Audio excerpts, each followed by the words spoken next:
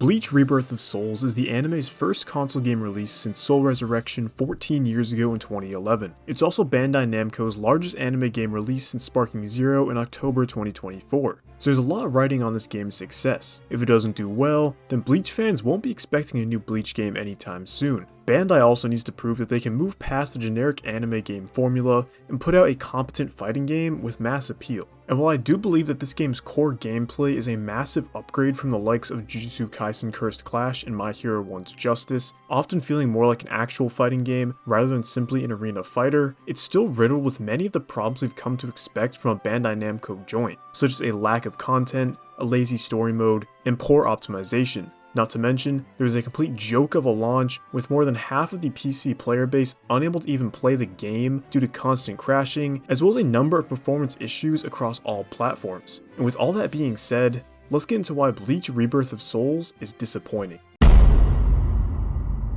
The basic gameplay of this game is easily its strongest aspect. Publisher Bandai Namco claims that Rebirth of Souls is a 3D battle action game, and I have to agree. While many are quick to claim that it's an arena fighter, similar to the likes of Naruto Storm, it feels much more in line with a standard 3D fighting game like Soul Calibur. In arena fighters, you're free to move in any direction, whereas here in Rebirth of Souls, you can only move in accordance to your opponent, closer or farther from them, or rotating around them. One gripe I have with this is that when it comes to controls, for some reason up on the joystick is what moves you towards your opponent, while left and right on the joystick is what moves you around your opponent. It's not the end of the world, you do get used to it eventually, but an option to invert the controls to the opposite would have been nice. Moving past the basic movement controls, there are a number of different mechanics and moves at play here. Your basic attacks are divided into what the game calls a rock, paper, scissors-like system. You have quick attacks and flash attacks simply being heavy attacks that can beat breaker attacks. Breaker attacks are just simply unblockable attacks, which can beat guards, where guards can block quick attacks and flash attacks. Nothing really revolutionary here. You have some other attacks too, in the form of signature moves, which differ completely by character, and special flash attacks, which are mainly meant to close space. You also have a spiritual power meter, which is consumed to use spiritual pressure moves, which are essentially your specials. You can also use it to teleport behind your opponent, as well as a reverse action, which can either break you out of an opponent's combo, or temporarily increase your power, and Reishi. Reishi is your health meter, and health works in a somewhat unique way here. In addition to your health meter, you have what are essentially stocks called Kanpaku, and the goal is to deplete your enemy of all of their Kanpaku. So how do you do that? You need to use Kikon moves. Kikon moves are attacks that when landing on an enemy whose Reishi is low enough will deplete them of one or more of their Kanpaku. You can use a Kikon move when their health is at least 30% or lower, but you'll deplete the most Kanpaku when you deplete their health all the way to 0. Your Kikon moves can also deplete more Kanpaku when you're in your awakened state, which has different effects depending on the character, but will at the very least increase your power. The many different terms do kind of get confusing, especially since some are actual terms from Bleach like Reishi, some are terms from Bleach that mean something completely different like Kanpaku, and some are just completely made up like Kikon. But after spending some time with the game, you do eventually learn them all. I do like the number of different mechanics here. It's got more going on than games like Naruto Storm, and feels much more technical. It can feel at times limiting in terms of combos, but to me, the real meat and potatoes of this game comes down to spacing and resource management. Strategizing how you're going to approach your enemy, when to use your spiritual power, when to use your awakening, whether to use your Kikon move or deplete their health to 0. There's a lot to think about, so you're never just blindly mashing buttons. And honestly, with the way that Kanpaku works in this game, I feel like matches usually tend to be less one-sided, allowing for comebacks even when you're down a few stocks. But also because of the way Kanpaku works, matches are very long. Most characters have about 8 or 9 Kanpaku, but in addition, Kikon moves and awakenings have very long cutscenes. It makes matches cinematic for sure, but it also adds to the runtime of every match. And if you have a main, then you're going to be seeing the same 2 cutscenes over and over again. But despite my few complaints, I've really enjoyed my time with this gameplay. I felt like I had to actually think and strategize when facing my opponents, because matches didn't boil down to who could mash button faster or cheese more special moves. It was also fun to check out all the different characters.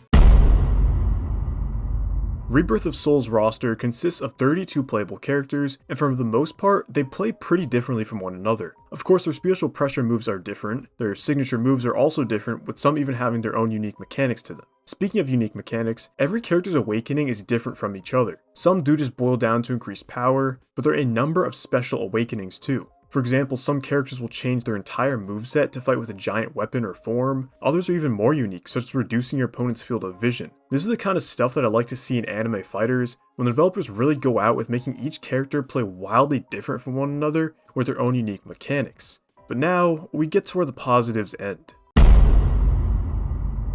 This game's story mode covers from the Substitute arc all the way through the end of the Arrancar arc. And if I told you to imagine a Bandai Namco published anime game story mode, then you probably already have a good idea of what this game mode is like. To be fair, there are fully 3D animated cutscenes for most of the story, as opposed to the classic slideshow, but these cutscenes are simply just the bare minimum. There's little animation, so whenever something is supposed to happen that is beyond characters just walking and talking, they'll simply cut away. The pacing of these cutscenes is also pretty terrible. Characters just stand around awkwardly for seconds on end before stating their stilted dialogue. It's also an awful way for newcomers to the Bleach franchise to learn the story because they just skip entire segments or just don't explain things in a coherent manner. The gameplay of the story mode isn't much better, as it's simply regular battles. There are some battles where you fight hollows, but they're never very interesting or unique. When you fight against actual opponents, you do need to strategize, but when you face these hollow enemies, you can just get by with mashing buttons. And that's really it for the story mode. The cutscenes are lazy and the gameplay is repetitive.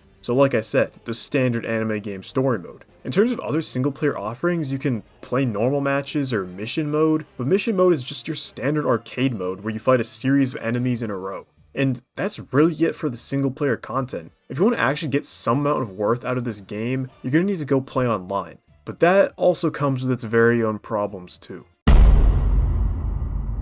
Out of the matches I played, there were only a couple where I had a laggy experience. It was, surprisingly, for the most part, pretty smooth. But that doesn't mean the online gets off easy. For starters, there was no ranked mode. This I really don't understand. Apparently it was leaked in the game's files, but as of March 21st, this game's launch day, there's no ranked, which is just ridiculous. You can play free matches or lobby matches, but neither has any form of progression. This also means that I have no idea what matchmaking is based off of. For the most part, my matches were pretty even, but there were a couple where I would completely curb stomp the opponent, or my opponent would completely curb stomp me. And since there's no ranked, or even any sign of how long my opponents have played for, I never know if it's going to be a one-sided match or not, which is sure to frustrate many players in the long run. But this is all under the assumption they even find a match in the first place. You can say how restrictive your matchmaking is based on proximity and connection, but I only ever found matches by leaving both options completely unrestricted. And even then, there were times where it would take me upwards of 5 minutes to find a match. And again, this is on launch day, which is a terrible sign for things going forward.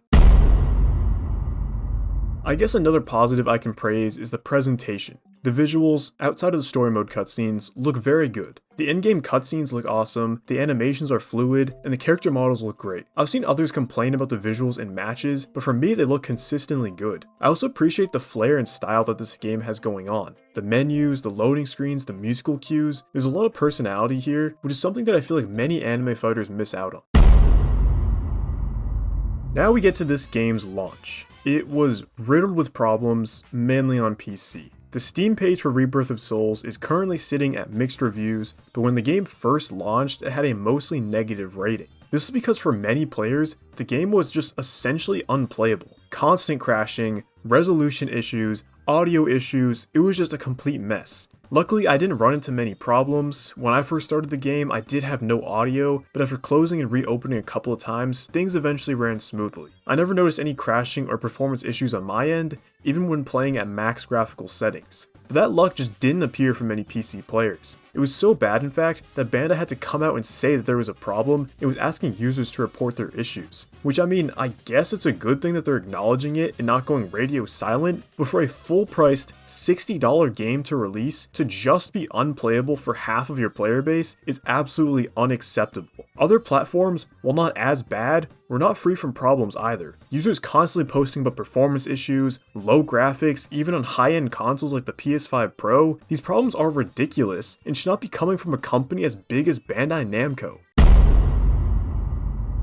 I want to like Bleach Rebirth of Souls. I really do like the combat, the variety of characters, and the visuals, but everything surrounding those positives is just awful. There's a severe lack of content and nothing to do in game, the story mode is lackluster with boring cutscenes and repetitive gameplay, the other single player offerings aren't anything special either, there are some random collectibles you can unlock, but unless you care about power-ups that practically aren't noticeable in battle, then you won't care to collect them. The online is also lacking content with no ranked mode. There's no sense of progression, you're not working towards anything. The gameplay is fun, yes, but if you don't earn anything, there's nothing to show for your hard work, then what's the point? And the performance issues are completely unacceptable. Bandai Namco expects you to pay $60 just for a game that possibly won't even be playable, or if it is, then it'll be riddled with performance issues. I'm assuming these problems will be fixed in the near future, but I'm afraid it'll already be too late by then. Half of the players excited to play this on launch will have already given up and refunded the game, and any publicity about this piss poor launch will only persuade others to not buy the game. And honestly, I'd probably urge you too to not buy the game.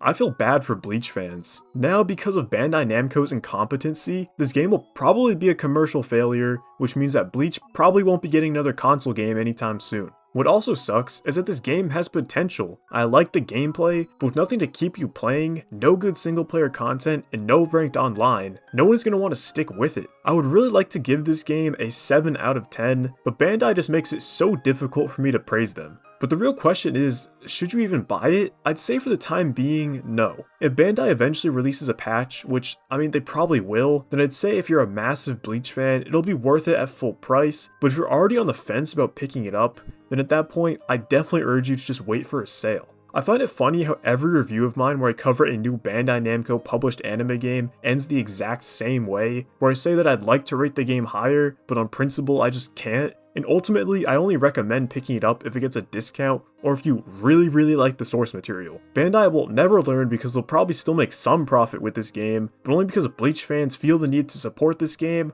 or else they'll never get another Bleach game, possibly ever. It's a rough cycle. I thought things would change after Sparking Zero, but it's really not looking too good.